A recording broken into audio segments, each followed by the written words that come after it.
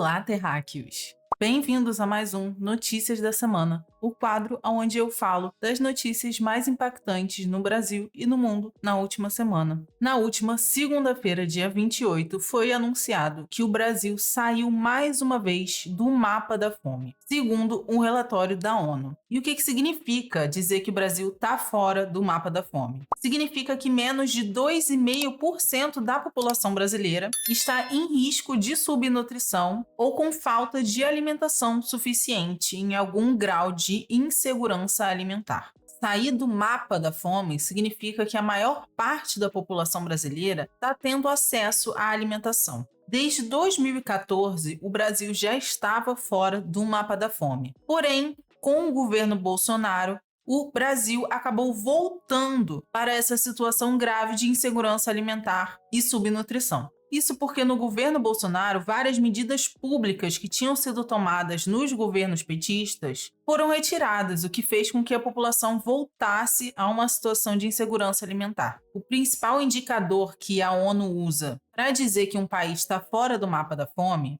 é a prevalência de subnutrição, que é calculada a partir de 3 variáveis diferentes: a quantidade de alimentos disponível no país, considerando produção interna, importação e exportação, consumo de alimentos pela população, considerando as diferentes capacidades de aquisição de alimentos devido a diferenças de renda, e a quantidade adequada de calorias dia, definida para um indivíduo médio, que representaria a maior parte da população. Então, é muito importante o Brasil ter saído do mapa da fome e a gente está aqui para enaltecer isso. Porém, isso não é suficiente e não acaba com a fome no Brasil, uma vez que o Brasil ainda não é soberano em relação à produção dos seus próprios alimentos. Uma vez que os estoques públicos de alimentos e cereais continuam esvaziados pelo governo, uma vez que a gente não tem acesso a alimentos sem agrotóxicos, e, além disso, a gente está sujeito às variações de inflação que nos últimos anos têm afetado diretamente o poder de compra de alimentos da população. Então, nos últimos anos, a gente viu aí um aumento exponencial do preço de alimentos como café, azeite, ovos. Além disso, a maior parte da população vive em áreas de desertos e pântanos alimentares, onde só existe a disponibilidade de alimentos ultraprocessados, que estão associados a maior risco de doenças cardiovasculares, entre outros. Então, o Brasil sair do mapa da fome é muito importante, mas não é suficiente. A gente ainda precisa lutar por mais políticas públicas que deem um direito adequado à alimentação saudável para todos os brasileiros. Então, implementação de restaurantes populares, hortas urbanas comunitárias, além, é claro, de incentivo à agricultura familiar e reforma agrária. Aí sim a gente vai poder falar que o Brasil realmente está num lugar diferente e sair de fato dessa situação de fome e insegurança alimentar no Brasil. Afinal de contas, a gente não quer que menos de 2,5% estejam nisso, e sim que todo brasileiro tenha acesso à alimentação e alimentação de qualidade, e não a ultraprocessados. A segunda notícia importante dessa semana é que o governo brasileiro proibiu o teste de cosméticos em animais, um marco ético, científico e civilizatório para o Estado brasileiro. E por que essa medida é tão importante? Porque ela reafirma o compromisso com as vidas humanas e não humanas, além de tirar esse caráter de hierarquização entre essas vidas, como se as vidas dos animais fossem menos importantes do que as nossas vidas e, por isso, eles possam ser usados para testes. E aqui no Brasil não só vai ser proibido o teste de cosméticos em animais, como também vai ser proibido importar produtos de outros países que tenham uso de testes cosméticos em animais.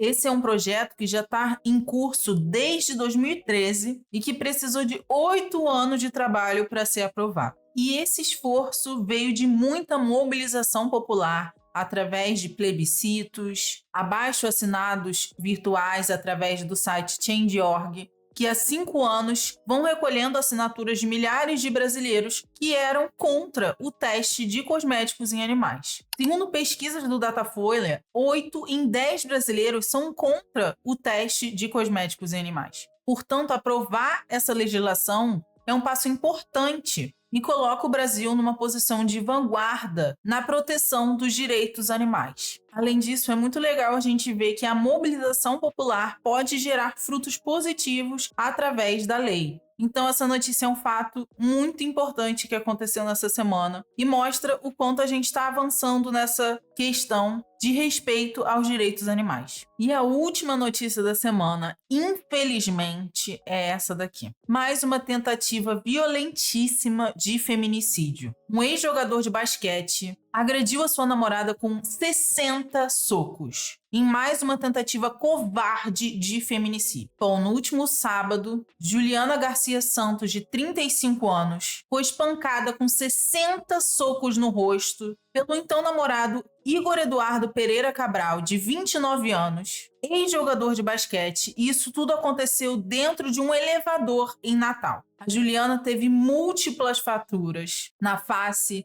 na mandíbula, no nariz e vai precisar passar por inúmeras cirurgias de reconstrução. O Igor foi preso em flagrante pela tentativa de feminicídio. Em depoimento, o ex-jogador alegou ter sofrido um surto claustrofóbico, que, segundo ele, foi o que levou às agressões. Porém, o agressor já tinha sido denunciado em outras ocasiões, assim como tantos outros homens no Brasil que são protegidos por uma estrutura que desacredita na palavra feminina, adia decisões judiciais e falha dia sim, um dia também, em romper com esse ciclo de violência, mesmo diante de tantos alertas sucessivos. O vídeo divulgado é de chocar, mas expõe a realidade que muitas brasileiras sofrem em silêncio. A gente viu na semana passada o quanto o número de feminicídios aumentou no país nos últimos anos e principalmente de mulheres negras. Só em 2024 foram 1.459 feminicídios e 83.114 estupros.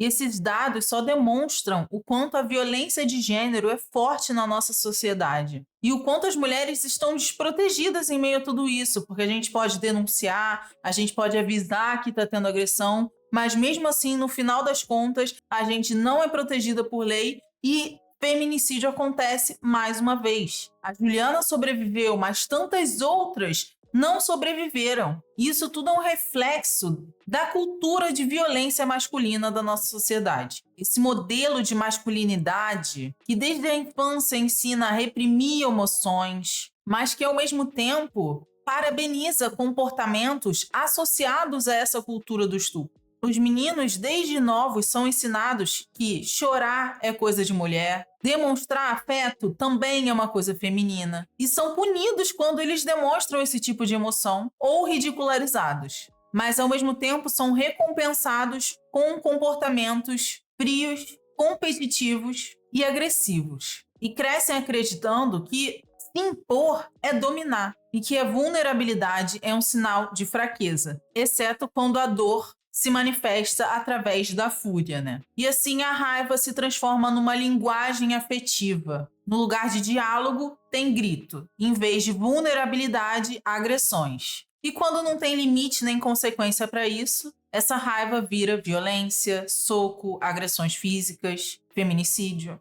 E o que a gente pode fazer para mudar essa realidade? A gente precisa educar nossas crianças para que eles sintam, se conectem com suas emoções, entendam que eles podem sentir tristeza, que eles podem sentir afeto e a respeitar os limites dos outros. A autora Silvia Federici, no seu livro Mulheres e a Caça às Bruxas, afirma que a caça às bruxas não foi um surto de irracionalidade, mas um projeto político que é parte fundamental da construção do Estado e da disciplinação de corpos femininos. Em outro livro da Silvia, Talibã e Bruxa, Silvia reforça que o terror imposto ao longo da história a mulheres foi essencial para que o patriarcado se firmasse como parte da lógica capitalista de dominação de corpos femininos. sendo o corpo da mulher sempre domesticado, violentado e punido. Lá atrás, Alexandra Kollontai já falava que na lógica capitalista, a mulher é a propriedade privada do homem. E essa lógica ainda se manifesta nas relações atuais. E para acabar com isso, a gente precisa educar as crianças para que elas entendam suas emoções, não deixem elas reprimidas e saibam expressá-las. Que o Estado puna esses homens que tentarem algum tipo de violência contra as mulheres. Que se haja proteção dessas mulheres quando há uma denúncia, né? Para que não chegue a essa situação extrema de violência. E, obviamente, que a gente construa uma sociedade que não hierarquiza as pessoas. Que a gente construa uma sociedade onde a mulher não seja a propriedade privada do homem. Onde a gente tenha uma total libertação dos corpos femininos,